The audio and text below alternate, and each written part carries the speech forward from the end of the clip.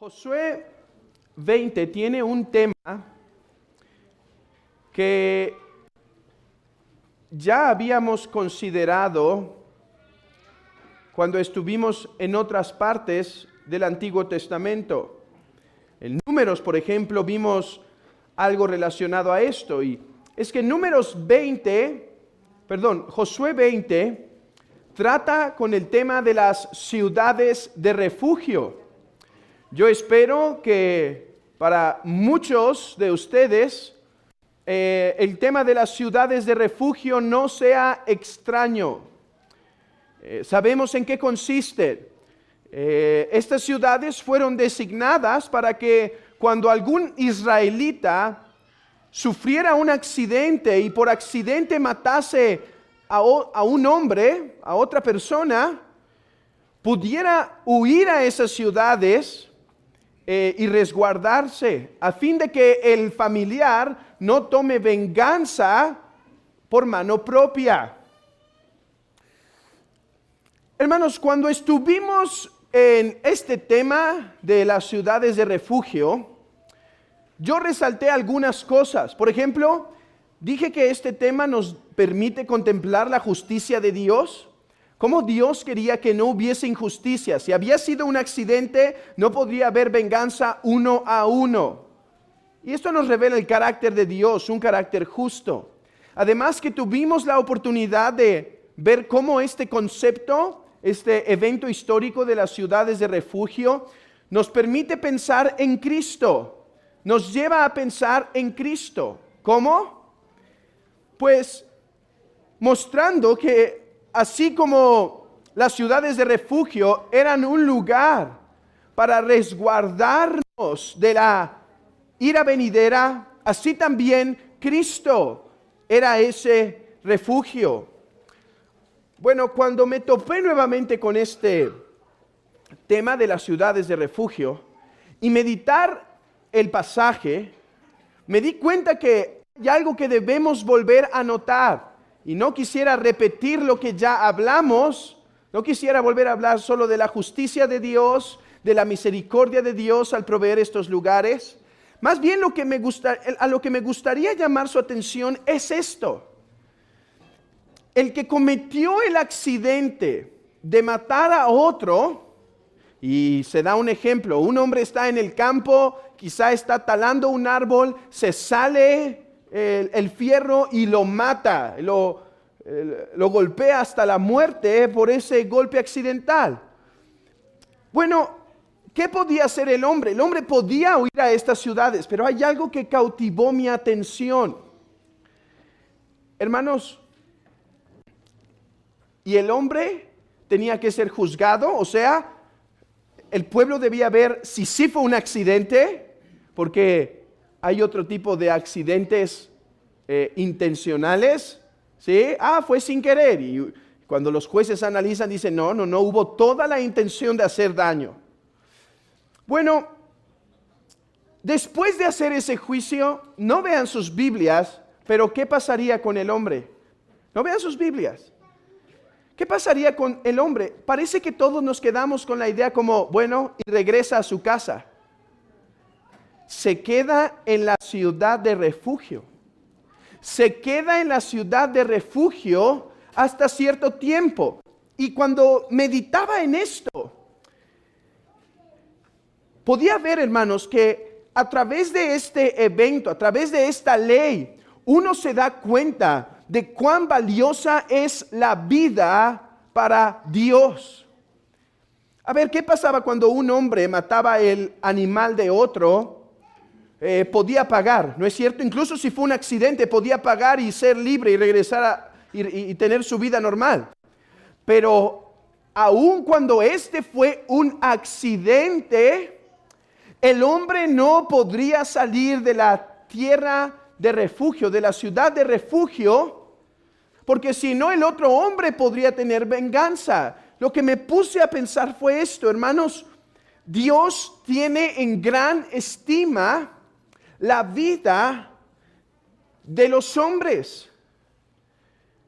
La vida de los hombres no es como la vida del animal.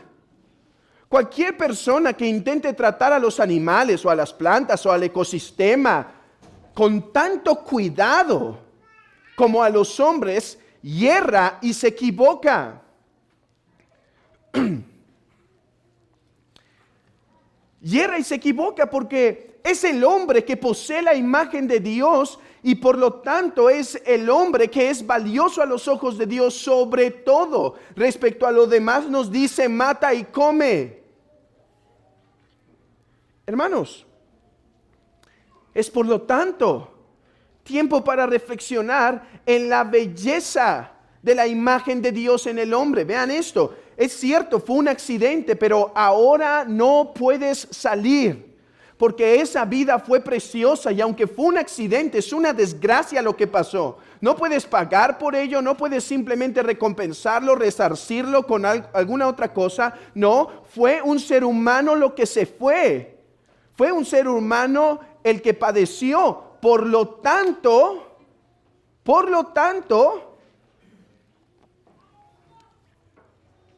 el hombre debía permanecer en la ciudad. Hermanos, ¿cuánta sensibilidad hemos perdido a la santidad y hermosura de la vida humana? Hoy, por medio de las noticias, por medio de toda la información que nos llega, estamos acostumbrados a ver simplemente el número al día. 60 muertos, 20 muertos, 10 muertos. Y casi como si nada pasara en nuestros corazones. Cuando hoy somos invitados a volver a reflexionar sobre la importancia y belleza de los hombres, hermanos, entonces no es una maravilla que Dios esté juzgando las naciones. Entonces no es una maravilla que vengan terremotos, que vengan tsunamis, que vengan erupciones de volcanes. Miren cómo el mundo ha ensuciado, ha corrompido la santa tierra que Dios formó, derramando tanta sangre. Y no solo por accidente, sino muchas veces conscientemente. Hermanos, pero la vida del hombre tiene sumo valor. Y esto nos hace reflexionar de cuánto debemos aborrecer el aborto. Cuánto debemos aborrecer el aborto. Esa acción de asesinar a un ser inocente en el vientre de su madre. ¿Cuánto deberíamos dolernos?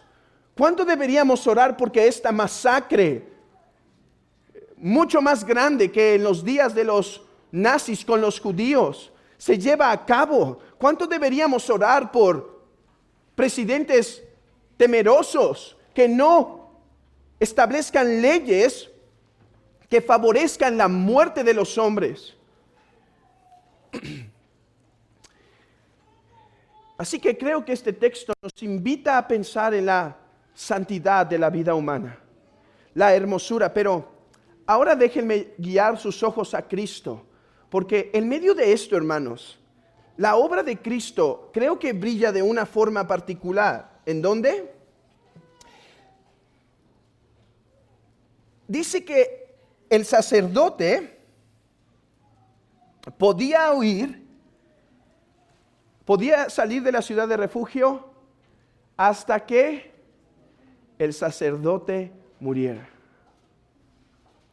Por la muerte del sacerdote, el culpable o el homicida accidental quedó libre. A ver, ¿qué nos debe hacer pensar esto, hermanos? ¿Cómo debía pagar un homicida que mató alevosamente, con toda intención? En el Antiguo Testamento, ¿cómo debía pagar un asesino? Con su vida, ¿cierto? Muerte por muerte. Los jueces de Israel debían declarar la pena capital sobre el asesino. Y nosotros creemos que donde hubiese un gobierno no corrupto, la pena capital sobre los asesinos debería seguir en pie, porque no creemos que es una ley limitada al Antiguo Testamento, porque Pablo dice en Romanos 13 que el gobierno tiene la espada para castigar. Pero no es nuestro tema. Ahora, el punto es simplemente esto. ¿cómo debía pagar el asesino que lo hizo sin intención? Hermanos, fue sin intención, pero todavía una vida se fue. Otra vida debía pagarlo. Y creo que esa es la razón por la cual dice que quedará libre hasta la muerte del sacerdote. Y esto es justamente lo que el autor de Hebreos desarrolla en Hebreos capítulo 2. Que Cristo Jesús, el sumo sacerdote, por su muerte nos libertó. Porque miren esto, nosotros somos violadores de la ley, no solo violadores que por accidente cometemos pecado, sino violadores alevosos de la ley. Todos aquí pecamos porque queremos pecar. Nacimos en esa condición con un corazón corrupto, deseando lo malo. Y la única forma en la que nosotros pudiésemos ser librados del castigo, librados de la ira de Dios, es por medio de la muerte de otro. Tenemos culpa, debemos pagar, debemos ser castigados, pero la forma en la que podemos ser libres de ello es por medio de la obra, la muerte del sacerdote. Amigo, ese es el mensaje que predicamos en este lugar. Este es el mensaje que predica la iglesia de Cristo desde sus inicios, y lo hará si el Señor nos permite, desde sus inicios de la iglesia con el apóstol Pedro, Pablo, hasta el final con los últimos cristianos. Este es el mensaje de la iglesia, este es el mensaje del evangelio, que hemos pecado, pero que Dios envió al sumo sacerdote, nuestro Señor Jesucristo, para que por su muerte nosotros pudiésemos ser libertados. La religión cristiana sí tiene un sacerdote, pero no uno que está sentado en Roma o en una capilla, sino que está sentado en los cielos, pues después de haber dado su vida, resucitó y ahora no muere más, sino que es compasivo para recibir a todo pecador que con un corazón dolido por el pecado y arrepentido del pecado, se acerca a Él para pedir misericordia, y Él no rechaza. Por la muerte del sacerdote somos hechos libres. Oh, iglesia de Cristo, hoy recordemos esto. Es por su vida. Déjenme decirlo como lo decía un puritano. Por la muerte de Cristo, la muerte tuvo su muerte. Por la muerte de Cristo, nuestra culpa fue pagada. Nuestras deudas fueron pagadas. La muerte fue conquistada y el sacerdote vive. Oh, iglesia, Él es tu Señor. Él es tu Salvador. Es por Él que hoy estamos aquí reunidos.